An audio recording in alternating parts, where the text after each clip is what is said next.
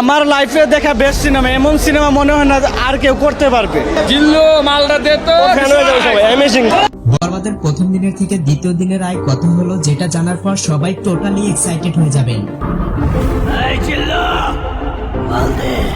অতীতের সকল রেকর্ড ভেঙে দিতে যাচ্ছে সাকিবের এই সিনেমা, বলছি সব বিস্তারিত। ঢালিউড মেগাস্টারের নতুন সিনেমার জন্য প্রতিনিয়ত অপেক্ষায় থাকে তার ভক্ত অনুরাগীরা।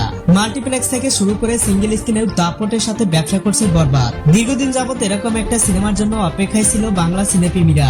ছবিটি অ্যাকশন ভায়োলেন্স নির্ভর হওয়ায় এতে দর্শকদেরও বাড়তি একটা চাহিদা লক্ষ্য করা যাচ্ছে, আর তার জন্য বক্স অফিসেও ভালো সাড়া জাগাতে পারছে। এর আগে বাংলা সিনেমা বক্স অফিসে কখনো এতটা সফলতার সাথে ব্যবসা করতে পারেনি।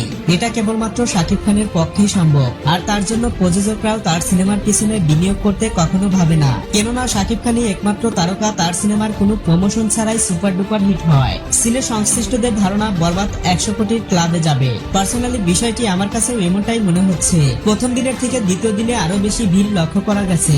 ঈদের দিনের আয় 10 কোটি প্লাস হলেও ঈদের পরের দিনের আয় দাঁড়ায় 13 কোটি, যা বাংলা সিনেমার জন্য নতুন রেকর্ড বলা চলে। অলরেডি তুফানকেও ছাড়িয়ে গেছে বরবাদ।